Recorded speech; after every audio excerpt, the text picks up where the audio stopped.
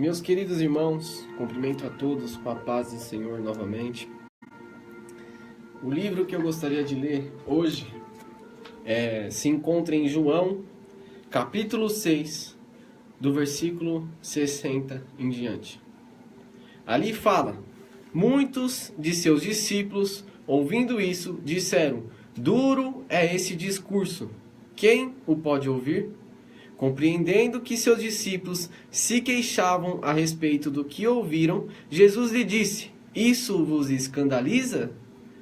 Que aconteceria então se viesse o Filho do Homem subir para onde primeiro estava? O Espírito é que vivifica, a carne para nada serve. As palavras que eu vos disse são Espírito e vida. Alguns de vós, porém, não creem. Pois Jesus sabia, desde o princípio, quais eram os que não criam e quem o trairia. Um pouco mais adiante, fala no versículo 66. Partir de então, muitos de seus discípulos voltaram atrás e já não andavam com ele. Então perguntou Jesus aos 12 que ficaram: não quereis vós também retirar-vos? E ele falou, respondeu-lhe Simão Pedro: Senhor, para quem iremos nós? Tu tens as palavras da vida eterna. Jesus, nessa passagem, ele fala algo muito sério que tocou a todos que estavam ali. E incomodou até mesmo aqueles discípulos que se encontravam ali naquele momento. E na hora que incomodou, foi um incômodo de que Jesus mesmo já sentiu isso daí. Você pode verificar no versículo 60, de novo. Muitos de seus discípulos, ouvindo isso, disseram: duro é esse discurso, a quem podes ouvir?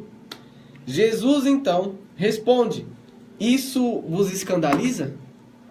Jesus quis dizer ali que se aquela palavra estava ofendendo a eles, se eles murmuraram com esta palavra, o significado disso é que realmente incomodou, realmente tocou nele. Pois viram que eles murmuravam. Jesus havia acabado de realizar a multiplicações de pães.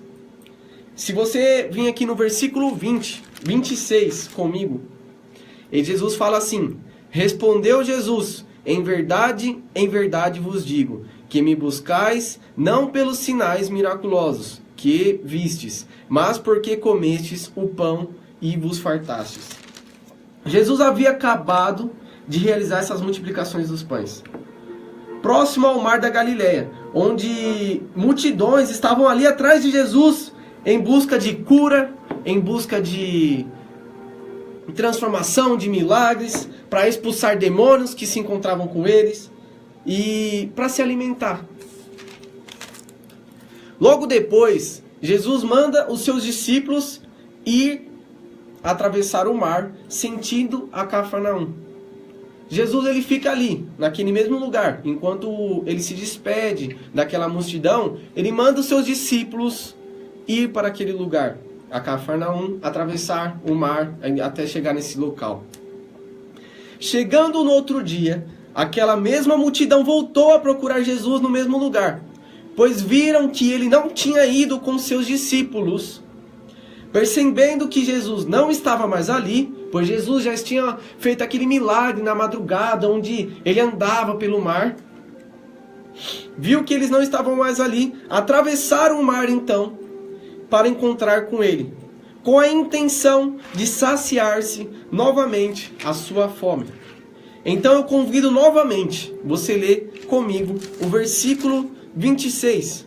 Respondeu Jesus: em verdade vos digo, que me buscais, não pelos sinais miraculosos que vistes, mas porque comestes do pão e vos fartastes.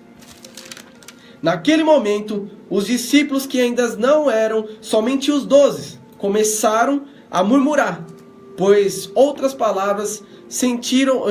com essas palavras eles começaram a sentir incômodo, começaram a se ofender, como você viu no versículo 60. Então Jesus, conhecendo o coração deles, perguntou, vamos ler aqui novamente: isso vos escandaliza? Disse Jesus.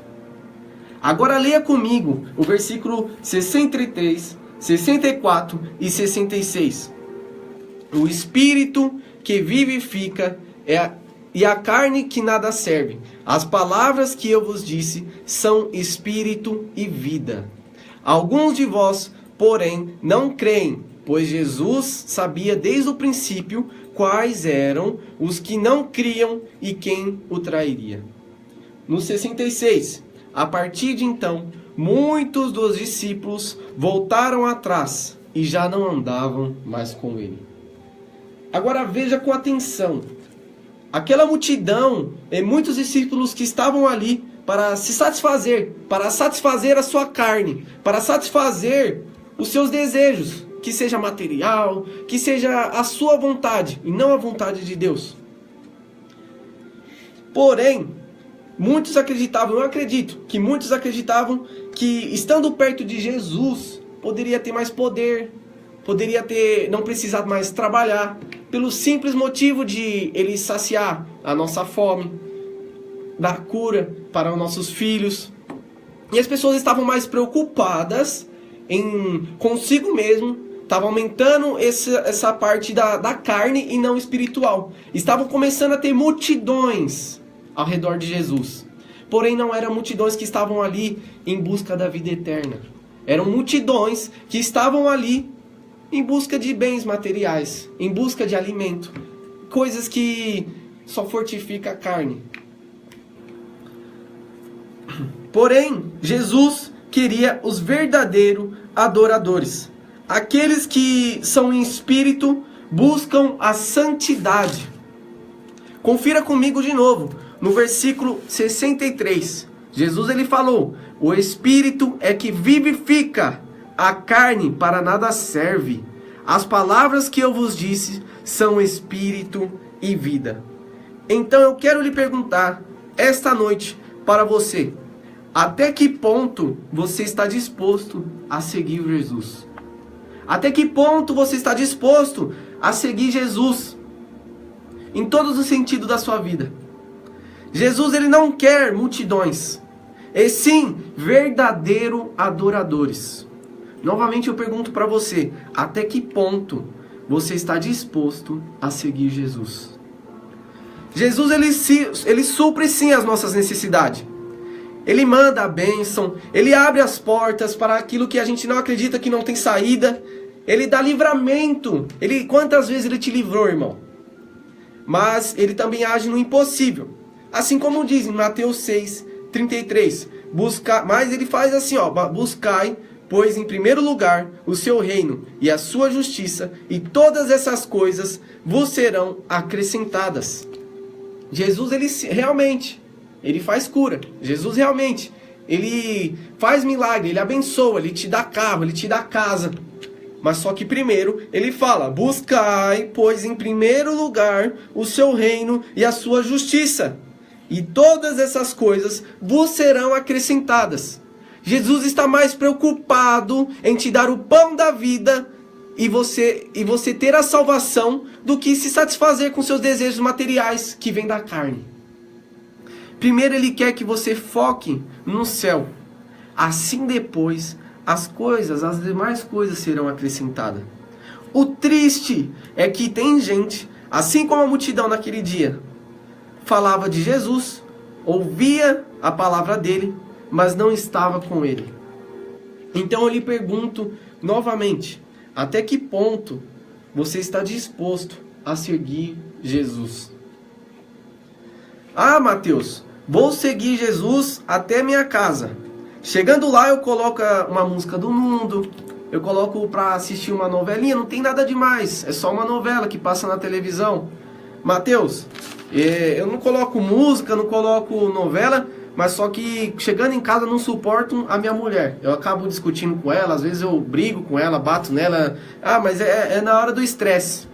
Ah, Mateus, até consigo seguir Jesus até minha casa, até o ponto das dificuldades passar. Ou quando quero comprar algum carro, fazer uma viagem, mas depois que está tudo bem, para que seguir Jesus?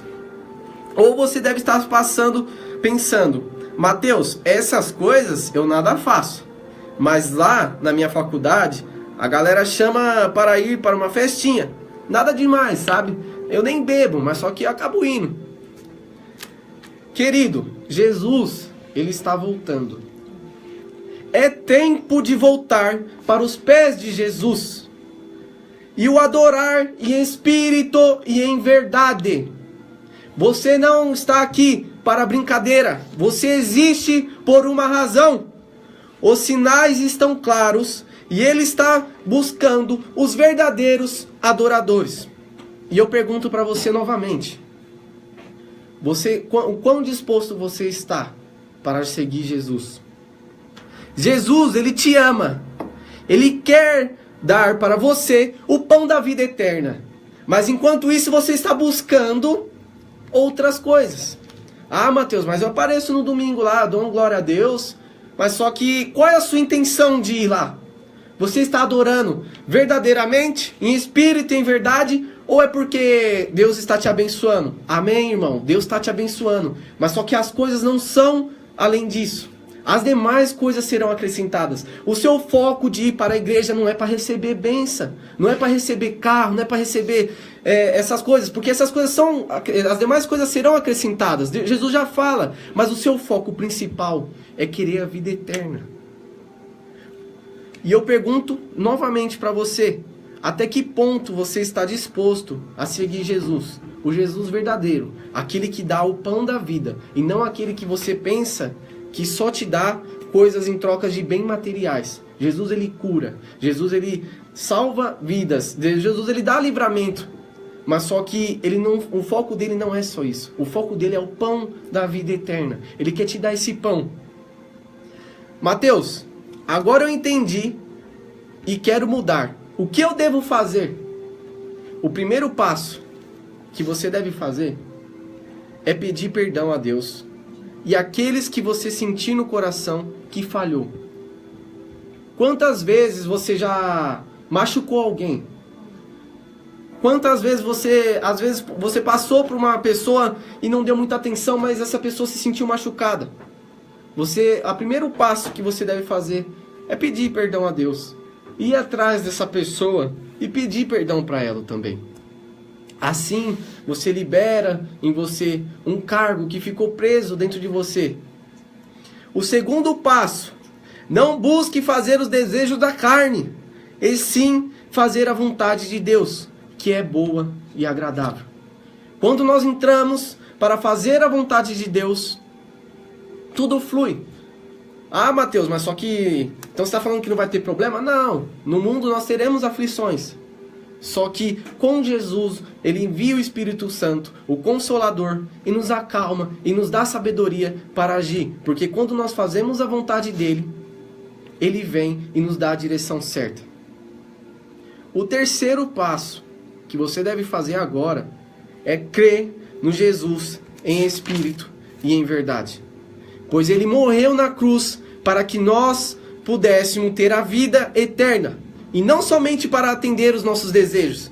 Jesus mesmo fala, em João 16:33, tenho-vos dito isto, para que em mim tenhas paz. No mundo tereis aflições, mas tende bom ânimo, eu venci o mundo. No mundo você vai ter aflição, irmão. Mas só que o mais importante é você saber que tem a salvação. De novo eu pergunto para você, o quarto passo, buscar a santidade. Quando buscamos mais de Deus, passamos a orar mais, confiar mais, jejuar mais e ter mais fé. São 4 passos que você poderia dar que, considerando assim, pode ser até simples para algumas pessoas. Mas eu sei que para você que está ouvindo agora, que estava precisando ouvir essa palavra, pode ter sido um pouco forte, ter dado um impacto em você. Mas só que o primeiro passo que você deve fazer é liberar esse perdão, irmão. É você acordar para que seja avivado novamente e para que Deus seja glorificado. Jesus, Ele te ama e Ele quer você coma o pão da vida. Ele quer que você coma o pão da vida, que é a vida eterna. Deus, Ele não quer te perder. Você é escolhido dele. Grandes são os planos de Deus na sua vida. Não é à toa que você está ouvindo essa mensagem, pois ela não quer que você perca. Eu vou ler aqui, versículo 39. E esta é a vontade daqueles que me enviou, que eu não perca nenhum de todos os que eles me deu. Jesus, ele não quer te perder. Ele quer te salvar. Mas a escolha é sua. A escolha de mudar é sua. Que a paz do Senhor esteja com você e que esta noite seja uma noite de renovo, mudanças e avivamento em sua vida. Amém.